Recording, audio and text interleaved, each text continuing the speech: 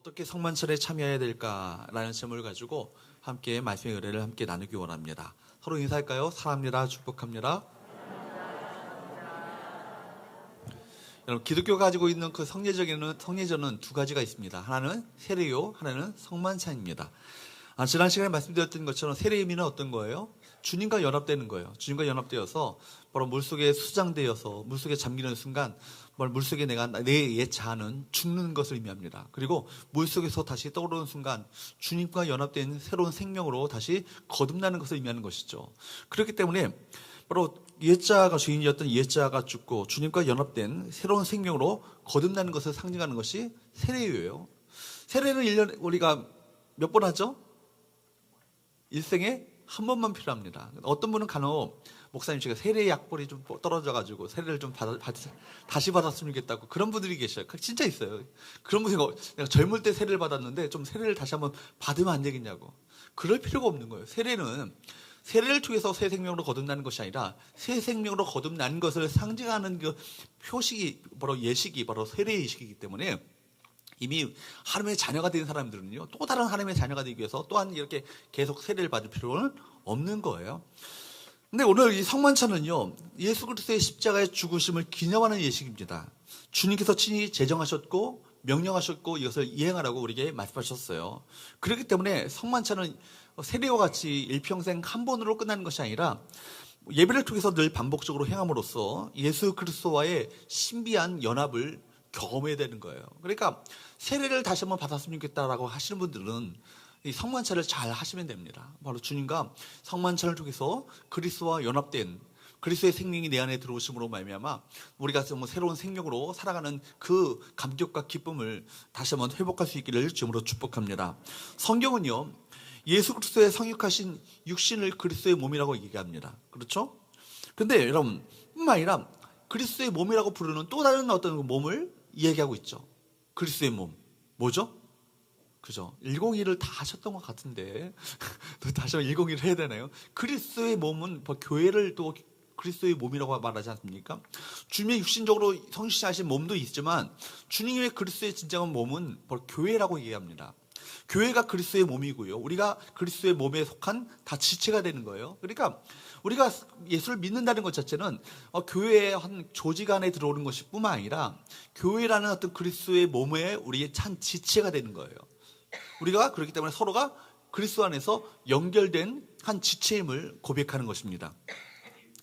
그렇기 때문에 여러분 의미심장한 것은요, 교회뿐만 아니라 성만찬에서 바로 주님께서는 그리스도의 몸을 이야기하고 있습니다.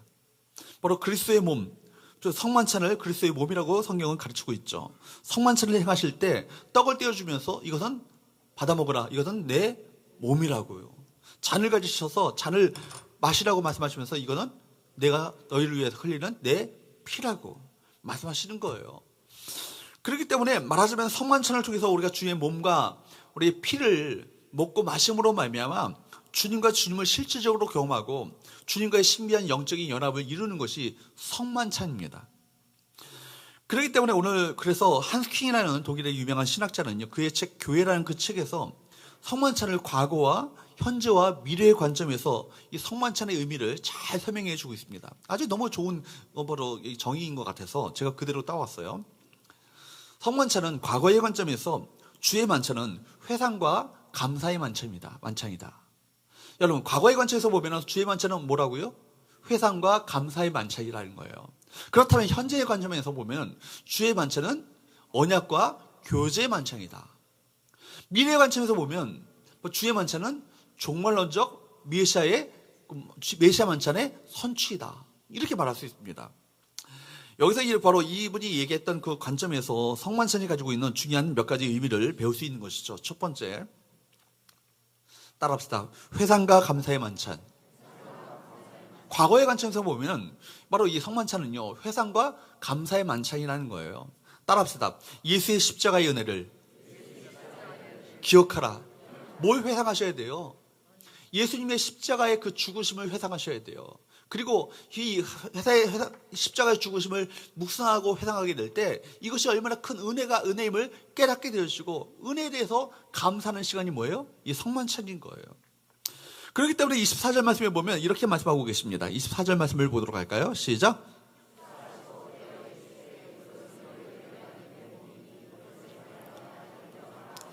주님은 이것을 향하여 뭐라고요? 나를 기념하라 말씀하셨어요. 반복되어지는 표현 자체가 나를 기념하라. 이 본문에서 나를 기념하라, 기념하라 말씀하셨거든요. 근데 우리가 기념한다는 말 자체가 생각하면 어떤 거 생각나요? 기념일, 기념식. 그 기념식 하면은 애국주의 이런 게 막 생각납니다. 그러면은 뭐예요? 기념식 하면 버티는 게, 연상되는 게 그거예요. 시간이 빨리 지나갔으면 좋겠다. 기념식은, 기념일은 빨리, 기념식이 하나 뭐 나와서 또 온갖 기념식 같은 거 하면은 또 얼마나 그 등단하는 어떤 그런 축사와 기념사를 하는 많은 손님들이 있습니까? 한마디씩 하면요. 저 인간들 왜 이렇게 말이 길지? 막 이런 생각이 막 들면서 빨리 지나갔으면 좋겠다. 이런 지겨운 생각이 드는데, 기념이라는 말 자체가 번역이 잘못된 말은 아닌데, 우리 기념하면 그런 생각을 하잖아요. 근데 이 기념이라는 말 자체가 번역된 아낙네시스라는 이 말 자체는 사실은 무슨 얘기냐면, 따라합시다. 다시 기억하라. 다시 기억하라. 이거예요. 다시 기억하라는 거예요. 그러니까 여러분, 이 말은요, 누구를 기억하라는 거예요? 예수님을 기억하라는 거예요. 특별히 무엇을 다시금 기억하라는 것일까요? 하나님께서 나 같은 죄인을 살리시기 위해서 하나밖에 없는 독생자 예수님을 이 땅 가운데 보내셔서 그분이 내가 당해야 될 심판의 그 저주, 죄의 심판, 죽으심, 고통, 이걸요, 어디에서? 십자가에서 대신 달려 돌아가시는 거예요. 누구를 위해서? 나를 위해서. 바로 이 사실을 다시금 기억하는 시간이 뭐예요? 성찬이에요. 성만찬이에요. 그러니까 여러분, 이 성찬이야말로 하나님과 원수된 우리를 대신하여서 주님께서 십자가에서 화해 제물로 돌아가신 것을, 바로 이것을 기억하는 것이 성만찬 아니겠습니까? 화해 제물. 그러니까 이 화해 제물로 죽으셨던 예수님 대신에 사실은 내가 죽어야 될 그 자리 아닙니까? 내가 매달려야 될 그 자리 아니겠어요? 내가 발가벗김을 당해야 될 그 자리 아니겠습니까? 내가 온갖 수치와 고통을 당해야 될 그 자리 가운데 나 대신에 누가? 예수님이 십자가에서 죽으셨다는 거예요. 주님께서 나 대신에 찢기셨고 나 대신에 흘리신 그 피와 살을요, 내가 먹고 마시는 시간이 뭐예요? 성만찬인 거예요. 그래 여러분, 이 시간을요 허투루 보내서는 안 된다는 얘기입니다. 바로 그 예수께서 나를 대신하여서 찢기신 살과 그분의 피를요 시청각적으로 생생하게 똑똑하게 보여주는 이것이 뭐예요? 성만찬입니다. 여러분, 주께서는 처음 성만찬을 제정하실 때 떡을 떼어 제자들에게 주시면서 너희를 위하는 내 몸이라 말씀하셨고, 잔을 가리켜서는 내 피로 세운 새 언약이라 말씀하셨습니다. 그렇기 때문에 주님의 떡과 잔을 받아 마시면서, 먹고 마시면서 우리를 위해서 십자가에서 흘리셨던 피와 찢기셨던 살을 여러분 깊이 있게 묵상하시면서 그 은혜에 감격하며 감사하며 믿음으로 나가는 우리 복된 시간 될 수 있기를 주님으로 축복합니다. 두 번째, 성만찬의 의미, 현재적인 관점에서 보면 따라합시다. 언약과 교제의 만찬. 언약과 교제의 만찬. 따라합시다. 성만찬 안에서 하나가 된다. 그러니까 여러분, 성만찬은요 새 언약 안에서 주님과 성도를, 또 성도와 성도를 하나로 묶고 하나로 연합하는 시간이 뭐예요? 이 성만찬인 거예요. 성찬은요, 그렇기 때문에 성만찬은요 언약과 교제의 만찬입니다. 예수의 죽으심을 나타내는 언약의 피 속에서 새 언약이 체결되었잖아요. 이제는 주님께서 우리를 말씀하시기를 뭐라고요? 바로 하나님의 거룩한 백성으로 삼아주시고 특별한 존재로 만드셨고 구원의 사람들로, 우리 하나님의 자녀들로 만드시는 그 놀라운 은혜를 우리 가운데 베풀어 주셨어요. 여러분, 이 사실을 여러분 아십니까? 기억하십니까? 확신하십니까? 오늘 굉장히 제가 벽에 대고 하는 것 같아요. 오늘 왜 그러신가? 이거 좀 피곤하신 것 같아. 다들 힘을 냅시다. 서로 인사합시다. 시작.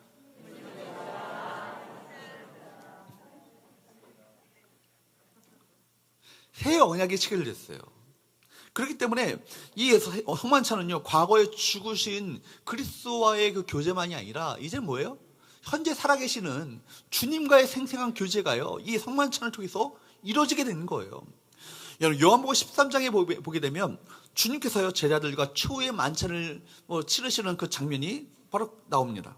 그 제자들에게 떡을 나눠주시고 잔을 나눠주신 후에 마지막으로 그 성만찬의 결론적으로 이렇게 당부하셨어요. 요한복음 13장 34절과 35절 말씀을 읽어보도록 합니다. 시작.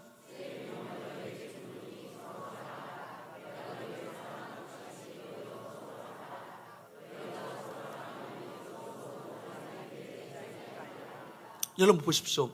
성만찬에서 말씀하시는 게 뭐예요? 내가 너희들을 얼마나 사랑한지 아니? 얼마나 사랑한지 알면 이 떡과 피를 너희가 보면서 이것을 내가 너희를 얼마나 사랑한지를 알아야 된다. 무슨 얘기예요?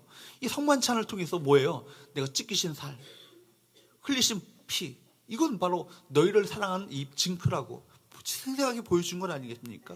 이렇게 너희를 사랑한 것처럼 너희 또한 서로 사랑하라고 말씀하시는 거예요. 그렇기 때문에 성찬에 참여한 자는요, 주님의 사랑을 받은 자로서 서로 사랑하라고 우리에게 말씀해주고 계신 거예요. 고린도전서 10장 16절과 17절 말씀을 보십시오. 16절 17절 같이 읽어보도록 합니다. 시작.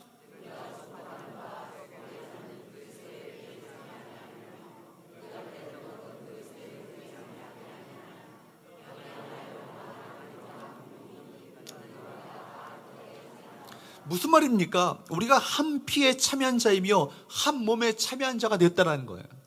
누구의 피에 참여하고 누구의 몸에 참여한 거예요? 예수님의 피에 참여하고 예수의 몸에 참여하게 됐다는 겁니다. 그러니까 바로 그리스도의 피에 참여한 자요, 그리스도의 몸에 참여한 자라는 말이에요. 이건 쉽게 말하면 주님의 한 피받아 한 몸 이룬 한 형제요, 자매요, 한 지체가 된 것을 말하는 거예요. 17절 말씀을 자세히 보세요. 떡은 몇 개예요? 하나요. 많은 우리가 다 많지만은 뭐가 됐다고요? 한 몸이니 이는 우리가 다 한 떡에 참여함이라. 한 떡에 참여함으로 말미암아 많은 우리가 각계 우리 많은 지금 2부 예배만 해도 200명이 훨씬 넘는 분들이 다 참여하고 계시는데 3부 예배만 해도 우리 300명 가까이 되는 분들이 참여하고 계시는데 이분들이 다 한 몸이 된다는 거예요. 한 떡에 참여함으로 말미암아. 그렇기 때문에 여러분, 우리 개혁교회 그 전통에 의하면 제가 전에도 말씀드린 적이 있잖아요. 사실은 우리가 지금 편의상 떡을 다 권사님들이 어저께 고생하셔서 다 잘라놨어요. 그죠?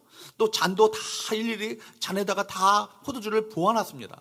편의상 이렇게 한 것이지 사실은 원래 그 성찬의 개혁교회 전통을 보게 되면 이 성찬상 위에 커다란 떡이 놓여져요. 그리고 한 분 한 분 성도들이 나와요. 그리고 목사가 떼어주는 그 떡을 받아가는 거예요. 그러면 뭐예요? 이걸 받아드는 순간 뭐예요?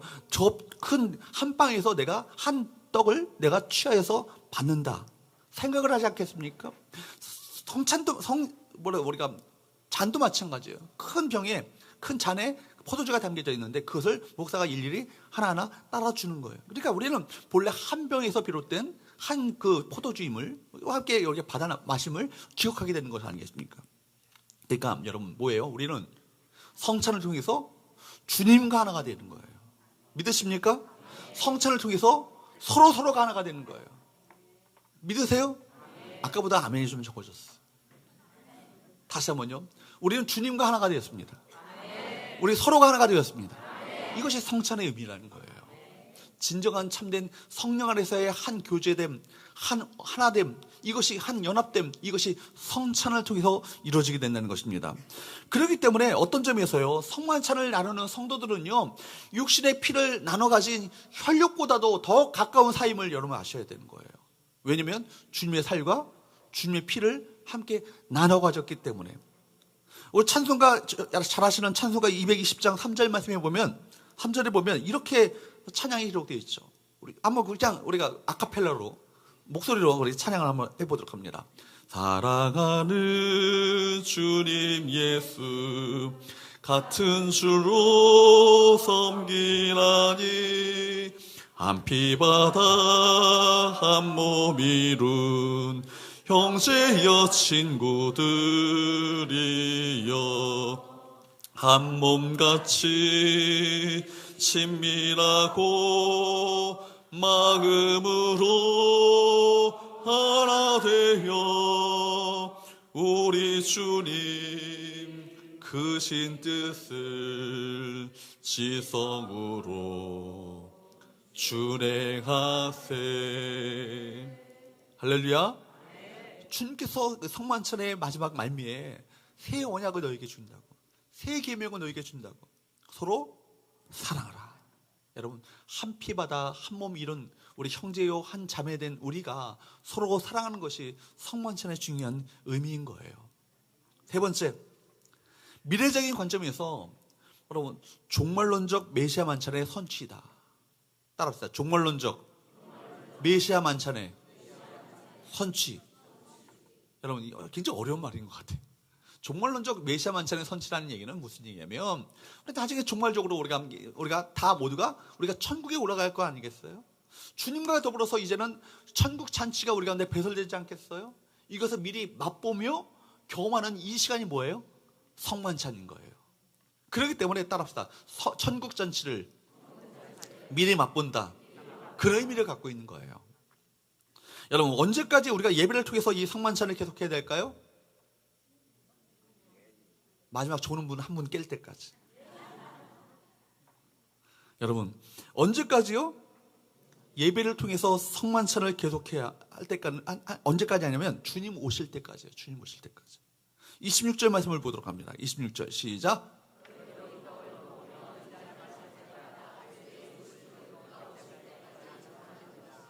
여러분, 성찬을 통해서 그렇기 때문에 예수의 죽으심뿐만 아니라 무엇도 선포하는 거예요? 다시 오실 재림을 선포하는 거예요. 여러분, 주께서 다시 오실 것을 믿으세요? 믿으세요? 그것을 소망하며 종말론적으로 이루어질 천국 잔치를 미리 맛보며 경험하는 이 시간이요, 바로 성찬인 것입니다. 그렇기 때문에 성찬은요, 약속된 그 하나님 나라를 소망하며 기대하는 그 마음을 가지고 이 성찬에 참여하시는 거예요. 그리고 미리 그 천국에서 이루어지게 될 놀라운 기쁨의 환희의 그 잔치를요, 미리 맛보며 경험하는 이 시간이요, 성찬인 거예요. 그렇습니다. 주님 오시면요, 그때 우리는요, 천국에서 주님과 함께 참여하는 그 잔치 자리에 참여하게 될 것입니다. 우리가 성만찬을 하는 것은 앞으로 우리가 누릴 천국 잔치를 생각하면서 그것을 맛보는 것이고, 그것을 소망하며 기대하는 자리가 성만찬의 자리인 거예요. 그런 의미에서 바로 교회는요, 다시 오실 주님을 선포하고 그것을 전하는 종말론적 공동체인 것입니다. 그렇다면 결론적으로 어떤 자세로 성만찬에 참여해야 될 것인가? 그렇다면 이 거룩하고 의미 깊은 성만찬에 우리가 어떤 자세를 가지고 참여해야 될 것인가? 오늘 본문에 보면 여러분 잘 아시는 내용이 아니겠어요? 사도 바울이 그 당시 고린도 교회 가운데 성만찬의 의미를 제대로 알지 못한 채 먹고 마시는 어떤 행태들이 벌어지고 있었어요. 부자들은 많이 갖고 와가지고 자기들끼리 먹고, 가난한 자들은 늦게 참여하다 보니까, 일하다가 늦게 오다 보니까 성만찬에 그 참여할 그 떡조차 남기지 않고 다 먹어버 치운 거예요. 그러니까 이런 걸 보면서, 이들이 성만찬의 의미를 제대로 깨닫지 못하는구나, 알리기 위해서 이들에게 성만찬의 의미를 가르쳐주는 이 본문이 바로 우리 고린도전서 11장 말씀인 거예요. 어떻게 거룩한 성만찬에 참여하려면 어떤 자세를 가지고 임해야 될 것인가? 첫 번째, 따라합시다. 성만찬의 의미를 깊이 묵상하라. 여러분, 주님은요, 성만 사벌은요, 합당하지 않게 성만찬을 먹고 마시는 것을요, 주님의 몸과 피에 대해서 죄를 짓는 것이다. 어떻게 보면 무서운 말씀이에요. 27절 말씀 보십시오. 27절 말씀을 보도록 할까요? 시작.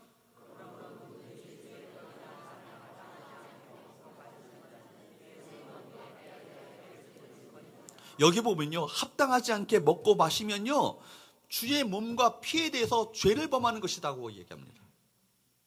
유진 피터슨 목사님이 그 번역을 했던 메시지 성경을 보면 이렇게 번역을 했어요.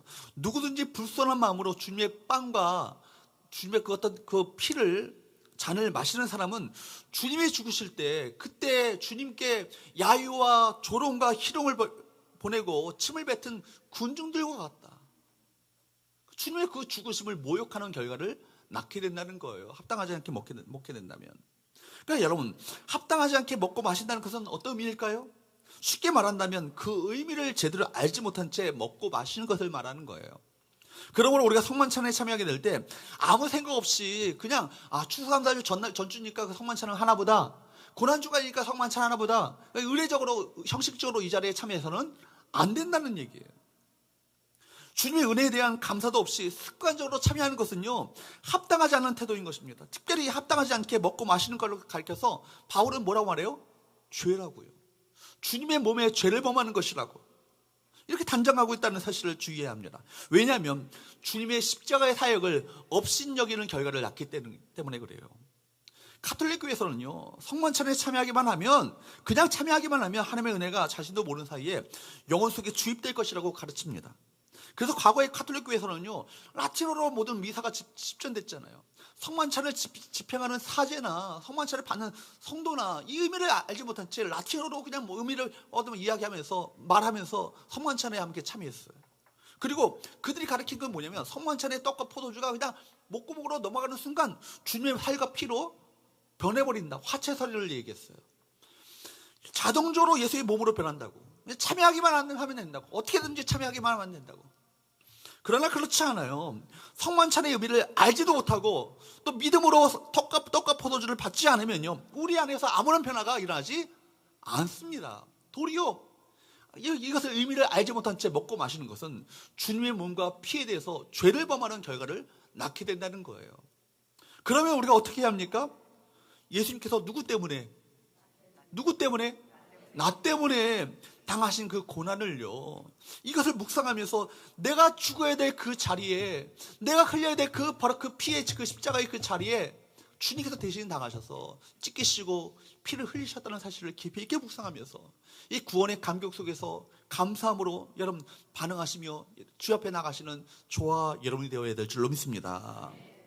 두 번째, 어떤 자세를 우리 가지고 성만찬에 참여해야 될 것인가? 따라합시다. 자신을 살피라.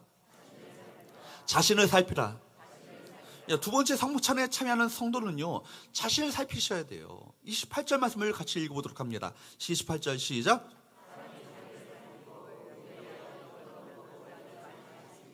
여기에 보면 성찬을 받기 전에 어떻게 하라고요? 자기를 살피고, 자기를 살펴야 된다고 얘기합니다. 자기를 살핀다는 것은요, 동기를 살피고 마음을 점검한 후에 성만찬을 받으라는 얘기예요. 종교개혁 당시에 작성되었던 카이베르크 그 교리문답에 보면, 카테키즘 거기에 보면 누가 주회상에 참여할 수 있을 것인가? 그런 질문에 대해서 이렇게 답을 하고 있습니다. 성만찬에 참여할 수 있는 사람은 자신의 죄 때문에 슬퍼하는 사람, 그러나 그리스도의 고난과 죽음에 의해 자신의 죄가 사여지고 남아있는 자신의 연약함도 가려졌다는 것을 믿는 사람, 또한 자신의 믿음이 더욱 강하여지고 죄에서 돌이켜 거룩한 삶을 살기를 간절히 소원하는 사람이 참여할 것이다. 그러므로 여러분, 성만찬은요, 다른 누구가 아니고 다른 사람이 아니라 바로 나를 위해서 베풀어진 이 자리임을 여러분 기억하셔야 합니다. 여기 300명의 사람들이 모여있다 할지라도 이 자리 가운데 여러분 한 사람, 당신 한 사람 있어도 이 성만찬은 베풀어질 거예요. 왜냐하면 이 자리는 누구를 위한 자리니까? 나를 위한 자리니까. 여러분, 군중 속에서 떠밀려서 이 성찬에 참여하는 것이 아니라 바로 이것은 나만을 위해서 특별히 마련된 자리임을 기억하시면서 성찬에 참여하셔야 된다는 거예요. 그렇기 때문에 성만찬을 앞에 두고 누군가의 잘못이 생각난다면, 누군가를 지금 비난하고 있다면 성만찬을 모독하는 사람인 거예요. 성만찬의 테이블에서 누군가의 죄가 생각나서 그것에 대해서 분노한다면 성령님을 모독하는 것입니다. 성만찬의 테이블에서 자신이 취할 이득을 생각하고 있다면 주님의 죽으심을 모독하는 거예요. 내 삶이 주님의 성찬에 참여하기 위해서 정말 깨끗한가?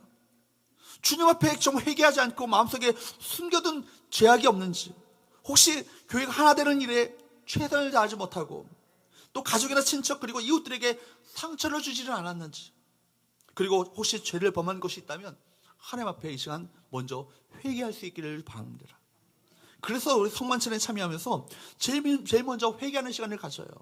우리 가슴을 치며 내 탓이라고 고백하고 주님의 긍휼과 자비하심과 불쌍히 여김을 먼저 구하는 것입니다. 자신을 살피고 성만찬에 참여하라는 것입니다. 세 번째, 따라합시다. 성령의 역사를 기대하라. 세 번째, 성령의 역사를 기대하는 마음을 가지고 참여하라는 것입니다. 여러분, 엠마오로 내려갔던 두 제자를 여러분 아십니까? 그들이 왜 내려갔어요? 왜 고향으로 내려갔어요? 주님께서 십자가에서 처절하게 그렇게 무력하게 십자가에 달려 돌아갈 것을 보면서 그들이 마음 가운데 체념을 하는 거예요. 낙담과 절망과 탄식 가운데 자기 고향으로 내려가고 있었습니다. 근데 그들 가는 길에 누가 나타나셨죠? 부활하신 예수님께서 나타나셨잖아요. 그들과 동행하셨어요. 근데 그들이 제자들의 눈이요 어두워져서 그 동행하는 사람이 예수님인 것을 알지 못했어요. 그들이 정말 왜 슬퍼하는지를 주께서 물으시고 그들에게 성경을 풀어서 메시아가 반드시 죽으시고 십자가에서 고난을 당하시고 죽으셔야 그리고 다시 부활하심으로 말미암아 영광을 얻고 온 세상의 구원자가 되실 것을 친히 말씀을 풀어서 해설해 주셨음에도 불구하고 그들이 깨닫지 못하는 거예요. 풀어주는 말씀을 깨닫지 못하는 거예요. 그러다가 날이 저물어서 그들과 함께 식탁의 자리에 앉게 되었을 때 주님께서는 그들에게 뭘 베푸셨죠? 성찬을 베푸셨어요. 그 내용이요 누가복음 24장에 보면 나옵니다. 24장 30절과 31절 말씀에 보면 그런 내용이 나오죠. 같이 읽어보도록 할까요? 시작. 그들과 함께 음식 잡수실 때 떡을 가지사 축사하시고 떼어 그들에게 이게 뭐예요? 이게 뭐예요? 성만찬 하신 거잖아요. 떡을 가지사 축사하시고 그들에게 떼어주시니 31절 시작. 예수님을 부활하신 주님으로 알아보고 그들과 임재하셨던 주님의 것을 어떻게 깨닫게 됐어요? 그들의 눈이 밝아짐으로 말미암아. 여러분 눈이 밝아졌어요. 받아 먹으라 하시는 순간 어떻게 되었어요? 그들의 눈이 밝아졌어요. 그리고 자신들 앞에 서 계셨던 그분이 바로 부활하신 예수님이었다는 것을 그들이 깨닫게 된 거예요. 그래서 낙심과 절망으로 염려로 고향으로 내려갔던 그 제자들이요 다시금 사명감으로 충만하게 되었죠. 그래서 다시금 예루살렘을 올라가게 되지 않습니까? 사명을 가지고. 그렇습니다. 성찬은요 이렇게 예수 그리스도를 밝히 보게 하는 거예요. 예수 그리스도의 십자가의 은혜가 얼마나 이것이 놀라운 것일까를 깨닫게 되는 거예요. 성찬을 통해서 우리 가운데 임재하시고 함께 하시는 그 주님을 다시금 체험하며 그 믿음을 회복하는 그 자리가 뭐예요? 성찬의 자리인 거예요. 이 자리 가운데 주님께서 함께 계심을 믿으십니까? 믿으세요? 이것을 확신할 수 있는 시간이 뭐예요? 이 성만찬을 통해서 이것을 확신하게 되는 것입니다. 그러면 그 주님께서 나와 함께 계시고 그분께서 내 인생 가운데 함께 임재해 계시고 나와 동행한다는 사실을 아는 순간 세상의 그 어떤 것이 무섭겠어요? 그 세상의 어떤 문제가 여러분 염려와 근심 가운데 절망 가운데 빠지게 하겠습니까? 세상을 넉넉히 이겨나갈 수 있는 사명의 능력이요 여러분 성만찬의 은혜를 통해서 누릴 수 있는 거예요. 여러분 그렇기 때문에 여러분 성찬은요 예수 그리스도를 밝히 보게 합니다. 성찬을 통해서 부활하신 예수 그리스도를 만날 수 있고요 부활하신 주님을요 내 능력으로 모셔드릴 수 있는 것입니다. 그럼으로써 성만찬에 있어서 어떤 의식적인 절차, 경건한 분위기 이것도 중요하지만 이것보다 사실은 더 본질적인 것은 뭐예요? 성령의 역사인 거예요. 성령의 역사. 중요한 것은 우리 믿음으로써 떡과 포도주를 받을 때 그 주님께서 성만찬을 받는 그 사람의 믿음 안에 우리 주님께서 함께 찾아오셔서 그들과 함께 임재해 계신다는 거예요.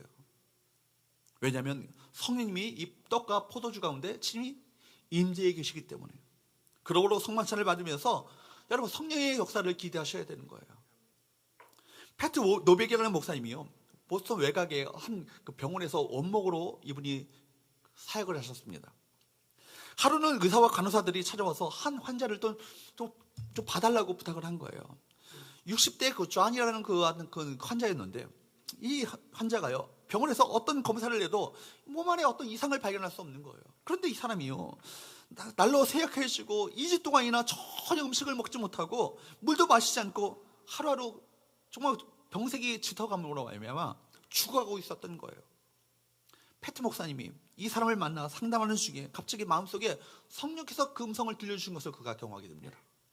그에게 성찬을 받고 싶은지 묻고 성찬을 받게 하라고. 그래서 목사님 물으셨어요. 당신은 밥도 안 먹고 물도 안 마시지만 주님의 성찬을 받으시겠습니까? 그러자 존은 이렇게 얘기합니다.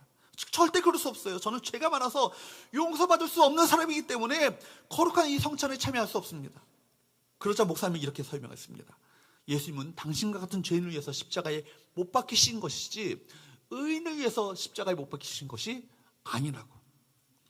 당신이 스스로가 죄인이라고 생각한다면 예수님을 만날 자격이 있는 사람이라고. 예수님은 당신을 위해서 죽으셨기 때문에 감사함으로 성찬을 받아들인다면 살아계신 주님께서 당신 안에 들어오셔서 당신을 주관하실 것이고 당신은 살아가게 될 것입니다. 결국 이분이요 죄를 회개하고 목사님이 베푸는 그 성찬의 떡을 잔을 마시고 난 다음에 갑자기 그리스도의 영광이 이 몸 안에 충만하게 채워진 것을 경험하게 된 거예요. 그 이후로 밥도 먹고, 물론 이분은 밥이 아니라 빵이었겠지만 빵도 먹고 물도 마시며 건강을 회복하게 됐고, 병원에서 태어나서 주님을 위한 헌신자로 그 인생을 살아가게 되었습니다. 여러분, 성도가 어떤 존재예요? 성도들은요, 예수 그리스도의 살과 피를 먹고 마심으로써 정말 그분과 연합하여서 살아가는 존재들이 바로 우리들 아니에요? 중요한 건 뭐예요? 누가 연합하는 거예요? 누가 연합하는 거예요? 예수님과 연합하는 거예요. 여러분, 예수님과 연합되지 않으면요, 여러분 인생 가운데 아무런 열매를 맺을 수 없다고요. 거듭 말씀드리지만 요한복음 15장의 말씀이 뭐예요? 너희가 그 안에, 내가 그 안에, 그가 내 안에 있지 않냐면 아무런 열매를 맺을 수 없다라고요. 주님과 연합된 삶을 사시는 것, 이것이 바로 우리 그리스도인들의 바로 이 세상 가운데 승리할 수 있는 비밀임을 성경은 말씀하고 있습니다. 성찬을 통해서 주님과 연합되어지고, 주님과 하나 되어지고, 먼저 주님과 하나 되어지고, 또 성도와 성도가 연합됨으로 말미암아 우리가 주님 안에서의 한 몸 공동체임을 확인하는 거룩한 은혜가 이 가운데 있게 되기를 주으로 축복합니다. 내게 베푸신 은혜, 과거, 현재, 미래, 과거에 내게 베푸신 그 은혜와 사랑을 기억하면서 감사하시고, 현재 주님과 먼저 연합하시고, 또 성도와 함께 연합되어지는 하나됨을 경험하시고, 미래 천국에서 베풀어질 그 잔치를 기대하며 소망 가운데 나가시는 저와 여러분 되셨어. 이 성찬의 은혜를 통해서 한 주간 또 깊이 있게 이 은혜에 감사하시고, 다음 주일날 우리가 추수감사주일은 감사와 기쁨의 그 축제의 자리가 될 수 있기를 주님으로 축복합니다. 우리 찬송가 144장 부르시면서 우리 성찬을 준비하는 시간을 갖겠습니다.